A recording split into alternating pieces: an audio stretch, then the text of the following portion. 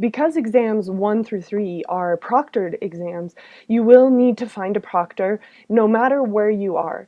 Those of you who are going to be here in Laramie this summer can rely on me and Kyle for your proctoring. However, we would still very much like for you to contact Outreach to just let them know that you will be a student in the online MOLB 3610 and that you will be taking the exams in Laramie. And then that way they will have a list of who those people are so that they can be aware of where you will be taking the exam. And then you will be coming to a computer lab where you'll probably find me, but I bet Kyle will spell me for some breaks and we'll be able to be there and around to be your proctor. In every other location, you will need to find a proctor, and those proctoring centers are very easy to find. If you're in the state of Wyoming, there are many regional centers and outreach centers, many community colleges, and all of those have proctoring centers. However, there are a lot of people who can proctor exams, so even if you happen to be, perhaps you're spending the summer up in Montreal in Canada, there's somebody there who can proctor your exams, and there are things that make those people qualified. For example, being a dean or department head or a registrar or tenured faculty at a college or university, or being in the armed forces, or being a head librarian. So there are many types of proctors, and we just need for you to work out who your proctor is going to be. We need for you to first call Outreach, and you'll see here that there is a phone number where you can reach them to talk with them about your particular proctor. If for some reason you cannot reach someone using this phone number, you can actually contact Rachel Sanchez via email, and she is an absolutely incredible resource. Her name RM, or her email address rmsanch@uwyo.edu. And that is another resource if through calling you're not having much luck in getting your proctor established. She is very, very knowledgeable, and she'll be able to help you with that process. So get your proctor set up now. Today is not too soon. In fact, I want to make sure that all of you have a proctor set up prior to heading out on your summer, wherever that destination may be.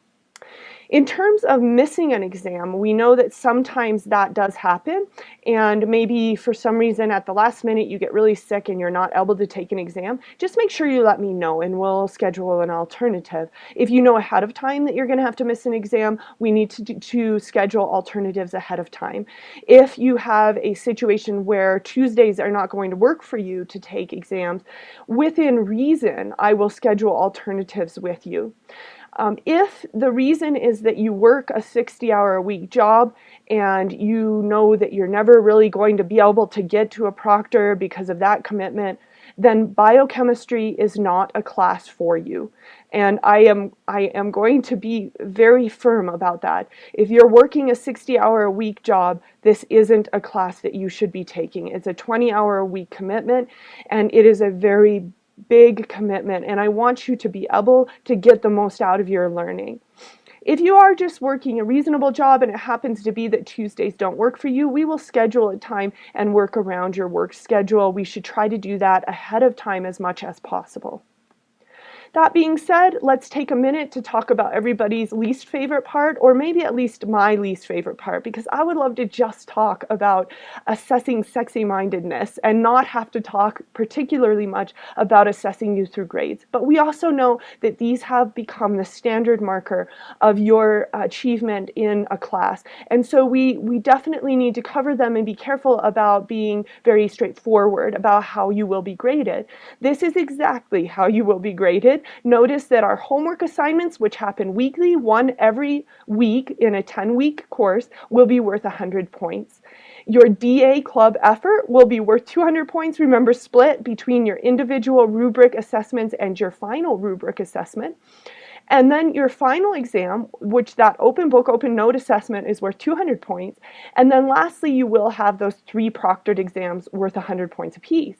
One of the take-home messages that I want you to get by looking at this grade distribution is to recognize that, in fact, a majority of your points in the class come from non-traditional exams. So that is, in fact, almost double the points come from these non-traditional exams than come from the closed book exams. And even if you consider the one exam there is not truly closed book, it's only 200 of your points that come from very traditional type exams. So there's a lot of flexibility in how you're able to show me your content knowledge and your process knowledge as well. So the traditional distribution for exams is used in our class, and I may even practice the plus-minus system this summer because that is a change that we're going to be seeing very soon. I won't put that obviously on your final score, but I thought it might be fun at the end of the semester to at least show that on your score that is on your YO courses. The one that I put obviously up on YO Web will be just the traditional A, B, C, D, E, F. E, no E. Right. Now here is where we get to one of my pet peeves. I don't have a lot of them, and I'm traditionally pretty stoked to help you in any way that I can throughout the entire summer. But one of my pet peeves is when we get to the very, very end of the summer and I have uploaded final grades and I sent that last email saying, you all rocked my world this summer, you know, have a wonderful break between now and fall semester. And then I get an email that says, Rachel, I was just looking at my grade and I just noticed that I have an 87%. And I'm wondering what I can do to get that last 3 points to get an A. This is very hard for me to swallow, and you're not likely to get any kind of look at getting an A because, first off, this is a fairly science-based, sometimes quantitative course. And in a course that is worth 800 points, 3 percentage points is not 3 points. Okay, do the math there, and at least show me that you've done the math there when you send that final email. Also, please do not wait until final grades are posted. Send me emails after the first exam and say, you know, I was concerned about my grade not being quite where I wanted it to be. What are some of my options at this point? And then that's when I can give you so many options. And my team and I are so jazzed to provide whatever we can to help you succeed this summer. But you need to start that process early in the summer and not at the very end of the semester. This is a nice segue into a discussion of academic dishonesty because it is another one of the things that I hate to have to deal with. That is to say that I cry. I literally cry whenever I have to talk to someone about academic dishonesty because remember that in any kind of scholarship, we need to be able to have a functional conversation with one another. It's the same as having a functional conversation with a friend of yours. Maybe you're at the bar or something talking and your friend says to you, you know, hey, so I hear, you know, Joe is dating Bonnie, and you're like, really? Who says? Who says? Who says, right? That's the first thing that comes to your mind is you're asking, what was your source? And that's the kind of scholarly conversations that we always need to say is that in any context, we always need to tell our readers or our listeners who said, we always need to relate what our sources were.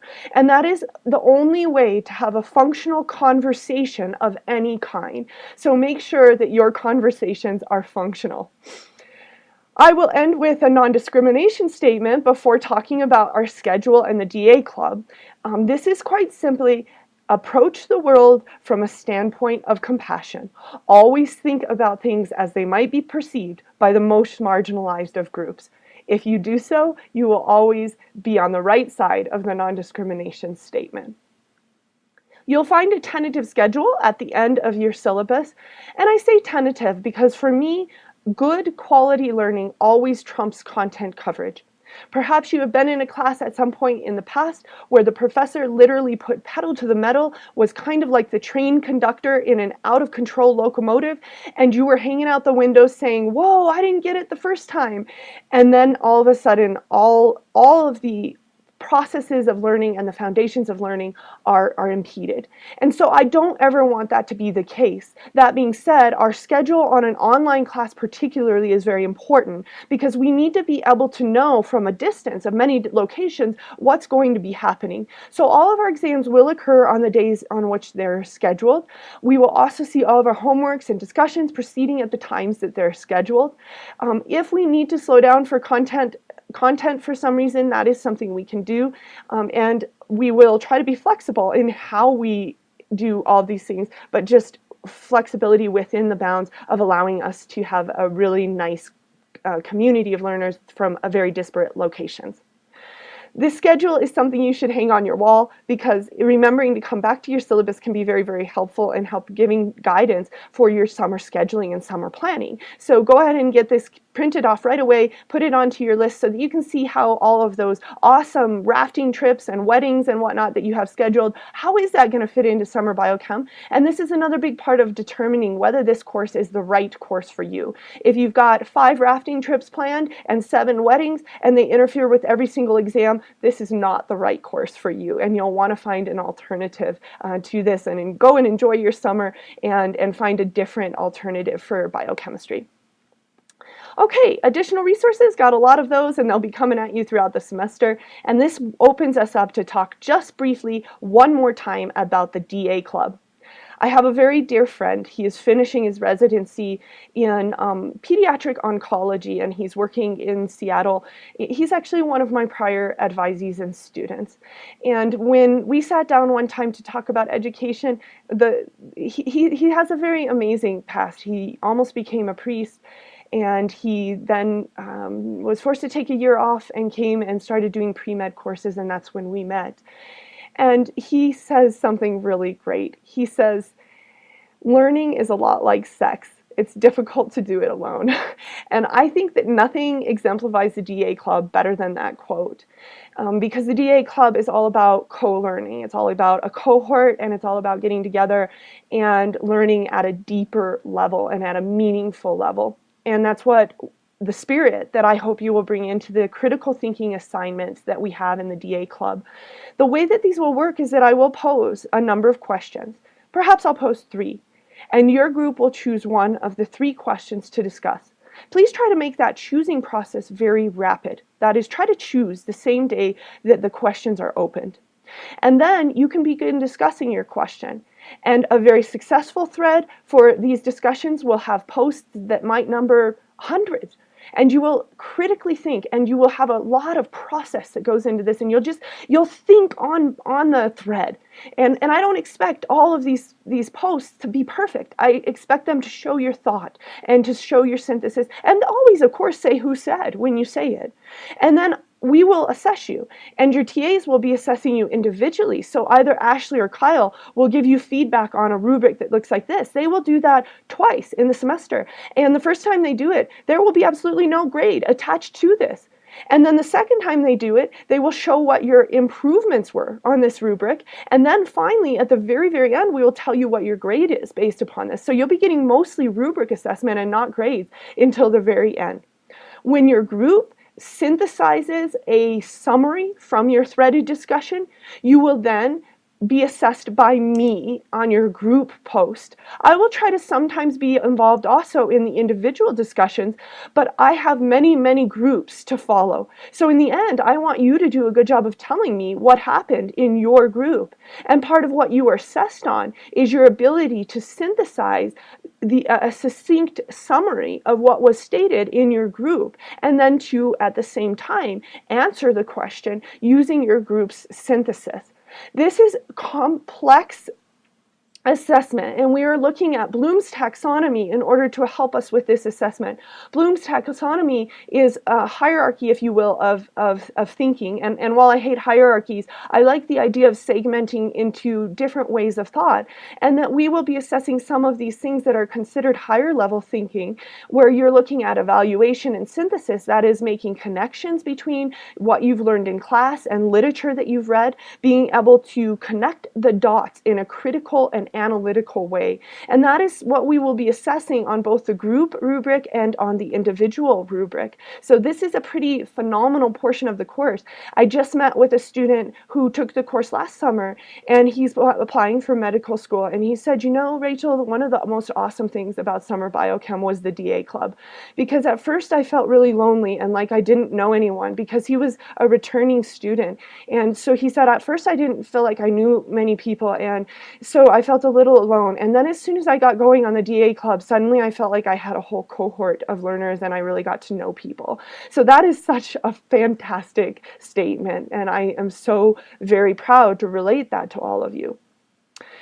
In the end, you will be assessed both individually and on a group level as being either accomplished, developing, competent, or beginning in every category, but we will take into account all of your improvements. So search to improve throughout the semester so that we can take into account that, and I will give extra points for improvement.